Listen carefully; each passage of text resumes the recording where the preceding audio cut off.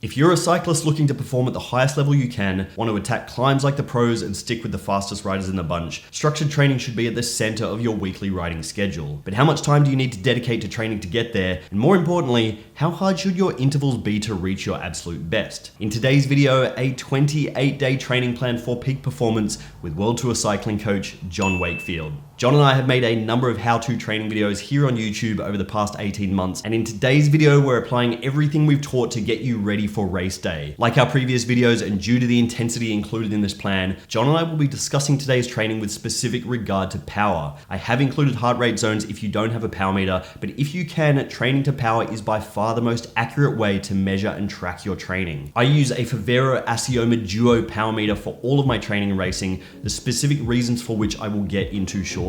If you're interested in downloading the 28-day plan from this video or the previous 28-day plan from the video that John and I made at the start of this year, both are now available via John's coaching profile on Training Peaks, the links to which I put in the description down below. So with those few notes out the way and a whole heap of training to get on with, let's get into today's video. This is a 28-day peak performance training plan. Enjoy.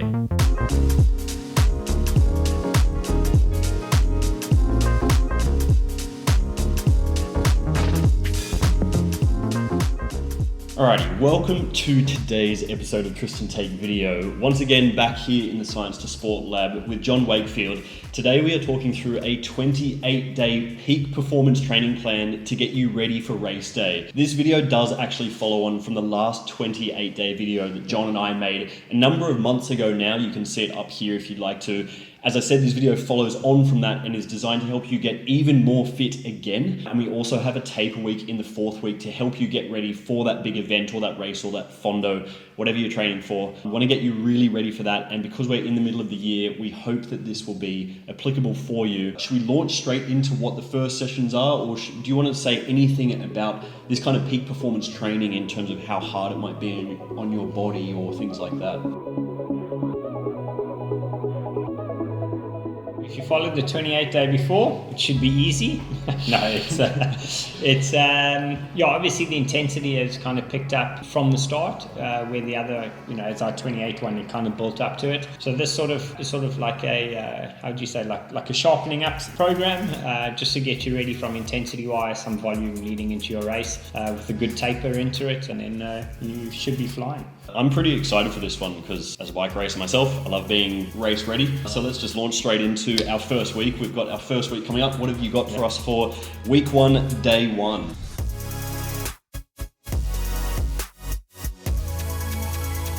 Yeah, so the first week is just under 12 hours, so it's not taking up a huge volume or amount of your time. You can still spend time with your wife as we focused on the previous one. Day 1 would be just standard 1.5 hours of riding. Just go ride your bike, spin your legs, and get ready for day 2. Day 2 is essentially where your intensity starts on the first week, and that is a series of 3 by 10 minute intervals. But where the change comes in is your first 10 minutes is a maximal effort, preferably on a climb, sort of 5 to 7% gradient. Come down, 10 minutes recovery, and then your next 2 10-minute efforts are basically 10 minutes 40-20. So you would do the first 5 minutes of the 10 minutes is a threshold value, so 100%, and at the end of that first 5 minutes you go into a set of 5 40-20s directly afterwards, and that obviously the 40 is the maximal, the 22nd is recovery, and you would do that 5 times, again recover 10 minutes, and from there go into your second set of 5 minutes threshold, and then 5 by 40-20s.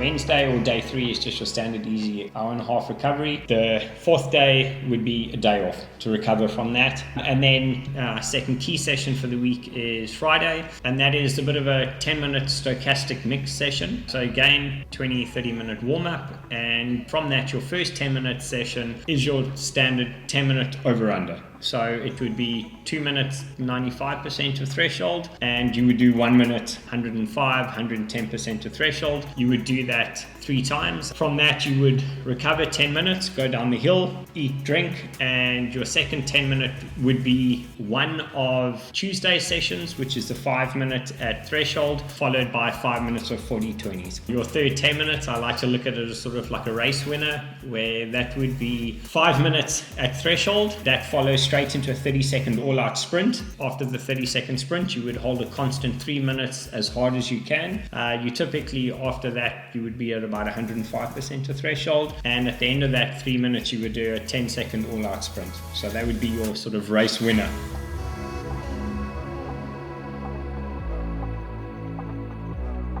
Wow, we're only into week 1, and that's a very, very hard session. A lot of over-under stuff. Yeah, I did ask for it, but I didn't realize you were going to just roll it on this hard. Okay, yeah, cool. So we're only up to Friday, but that's our second key session in week 1. For our first weekend in week 1, what have you got for our first weekend? Just Saturday, 3.5 hours, easy riding, and then Sunday would be just hour and a half recovery, easy. Okay, yeah, cool. So if you do have a wife, kids, family, other things to do on the weekend, like most people, not like us, you can then go and spend some time with them and get ready for week 2.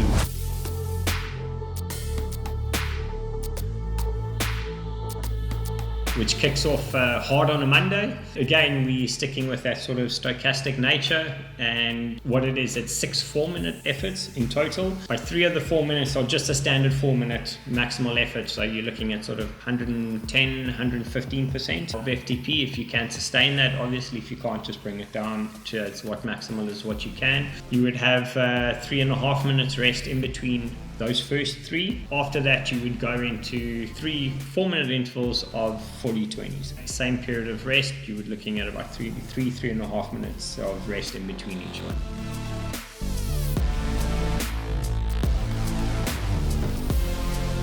So that's, again, quite a hard session. So it's important on that weekend before it to do your 3.5 hour ride easy on Saturday, your 1.5 hour recovery ride on Sunday. Make sure you stick to that. Try not to blow the weekend rides out. Focus on your key sessions, and that means sufficient recovery before them and after them. Yeah. So then I guess that leads us into, you have a recovery day on the Tuesday of week 2? Yeah, recovery day Tuesday, hour and a half, 2 hours, depending on what time you have available. And then Wednesday off the bike. Totally relaxed, and then we kick off on Thursday. Just go ride your bike, spin your legs out, get ready, get the motivation going for Friday. And Friday is 10 30-second hill repeats, so absolute maximal 30-second sprint. You want to do these on a sort of 8 to 11% gradient. You want that resistance constantly on the pedals, and you would have 5 minutes rest in between each one. Yeah, wow, 30 seconds flat out on 8 to 11%. So you want to maintain a very consistent power. Well, you want to spike it and then try and maintain for as long as possible for 30 seconds. You do have 10 of those, so while I'd never suggest holding back on a maximal sprint, you don't want to blow like your PB numbers on the first one, because by the 10th one you're going to be pushing your recovery numbers. So that's your 10 30-second sprints. What's on for the day after that? Good 4-hour endurance ride, and then also followed by recovery on Sunday, as we had always done, sort of 2 hours. So just let me ask, with that 4-hour endurance ride, that can be something like a bunch ride, it can be a solo ride, nothing with too crazy high spikes, just some consistent riding. Yeah, correct. Bunch rides always typically do land up in a bit of an ego throw, but it's also, you're 2 weeks out from an event now, so from that side, it actually wouldn't really be too much of a bad thing. Okay, so maybe you can add a little bit of intensity. Yeah. And make sure you get that Sunday as a recovery day. Yeah, definitely have Sunday as a recovery day.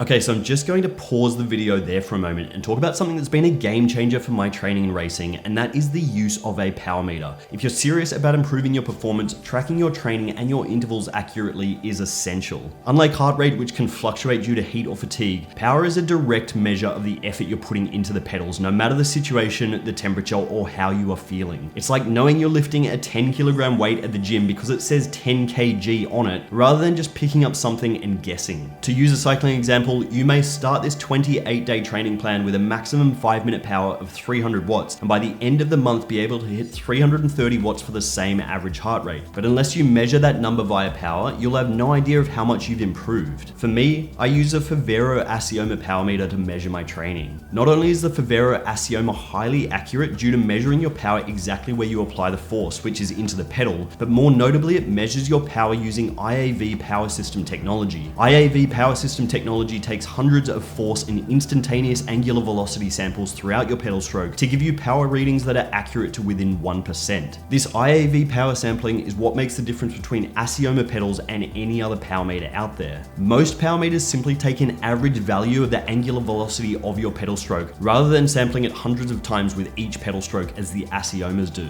This amount of advanced data from the Assioma pedals provides a whole heap of useful information. For example, on top of cadence and power, Assioma can show you metrics such as torque efficiency and pedal smoothness, as well as cycling dynamics like power phaser and rider position. Being able to view your pedaling smoothness during intervals is a great way to work on your form and efficiency, meaning no watts are wasted. Assioma pedals come in both dual-sided and single-sided versions with the same precision and accuracy in both options. As a bit of a data nerd myself, I like the Assioma Duo pedals. These measure the force being pushed through each pedal individually to give you a complete picture of your left-right balance. Also, due to the fact that they've been built with automatic temperature compensation, they read consistently in all temperatures from -10 degrees up to +60. This is a big plus given we're often riding in freezing cold and boiling hot weather, and I found it super useful seeing how much my power output drops on hot days. Assioma pedals are also completely weather resistant, and for those weight weenies out there, they are the lightest power meter pedals currently available on the market. My favorite part about the Assioma pedals is how easy they are to install and swap between bikes. So if you want to measure your power across multiple bikes, for example a road bike and then a time trial bike,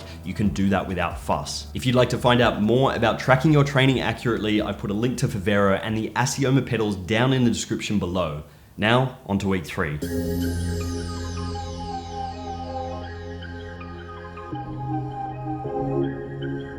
Week 3 is really sharpening up now, because after that we go straight into an easy taper. Monday is off. Tuesday is just, again, 2 hours, ride your bike, get your legs going, and then we kick off essentially 20 by 1 minute, but just slightly alternating. So very similar in your over-under process, except your overs are 1 minute, which is 105, 110%, and your 1 minutes are then 72 to 75%. So you're not really kind of always on, you're kind of just going anaerobic, and you sort of shuttling a bit of lactate at the same time.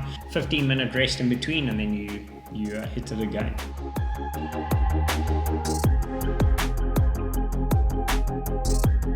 Yeah, okay, so that's 2 by 20 minutes blocks, a bit of a 15-minute rest in between. Yeah. And with those, you never actually really recover, even though you're kind of coming back down on the threshold, as you said, 72 to 75%. That's not really recovery power, that's still pushing power. Correct. And then you've got to go 1 minute again above. So really do start out at that sort of 105%, 110%. Don't do 115 or 120% for that first minute or the first of the 2 minutes on. You want to kind of hold back a touch on those first ones, and then make sure that the intensity builds over the course of that 20 minutes of sort of over-unders. Yeah, correct. But just a little bit rough. Yeah, and then obviously Thursday, just easy recovery day, 1.5, 2 hours. Friday is off because you need to really mentally prepare for Saturday's session. And this is your kind of really hit out prior to your race. And that is a good warm-up, 20-30 minutes.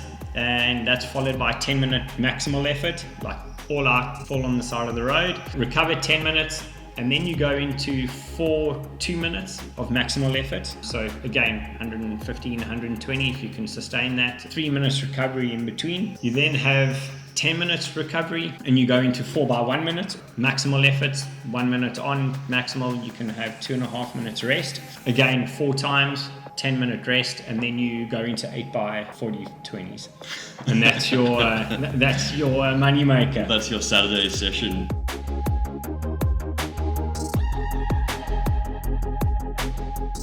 Probably won't want to race after you've done that one. or follow the videos, one of the two. But that's your hit out. And then that Sunday is super easy, 3 hours, but really, really easy, just to kind of work the day before out of your legs, just get a little bit of mileage in, and that's the end of your week. Okay, so that's our 3 weeks of building. There's some good intensity building up through that. Now, it's probably important to say that a taper week is not just getting off the bike. A lot of people often go, I'm tapering this week, I'm not doing any exercise before an event. It's actually important to do a bit of exercise to keep your body moving. Like guys riding the Grand Tours, they are still riding on their rest days. You want to keep your body moving through that taper week. So for week 4, what have you got for us for that 4th week?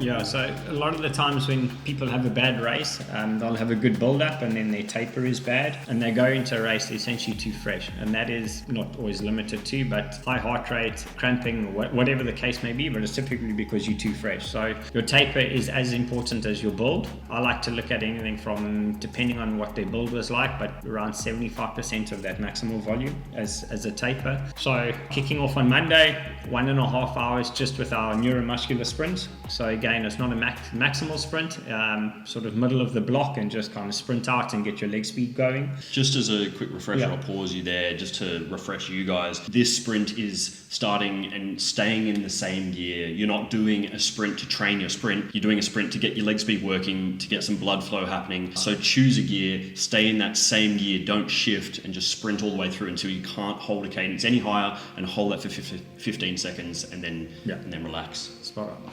Then your sort of intensity session for the week is 4x4 minutes and 3x30 second sprint. So you want to do the 4x4 minutes at sort of threshold, so 105%. You don't really want to go higher than that. 4 minutes rest in between each one, 5 minutes rest at the end of them, and then go into 3x30 second sprints. They can be maximal because you want to get a bit of high intensity in. Again, 3 to 5 minutes rest in between each one, just recover totally, and then easy cool down. And that'll be your kind of pre-race intensity set. And then obviously the day after that, you can go in just easy recovery, followed by a day off, and then your pre-race day on the day before the race, 1.5 2 hours. And what I like on that is 3x2 minutes. You want to do it in a slightly lower gear, so I like to run a cadence of sort of 70 to 80 and build that intensity up during that 2 minutes. So you kind of start just below threshold and finish on threshold. As I said, 3x2 minutes, 4 minutes rest in between each one, and then 5 minutes rest at the end of those, and then go into 2 sets of 4x40 20s, and then easy recovery, and then race day the next day.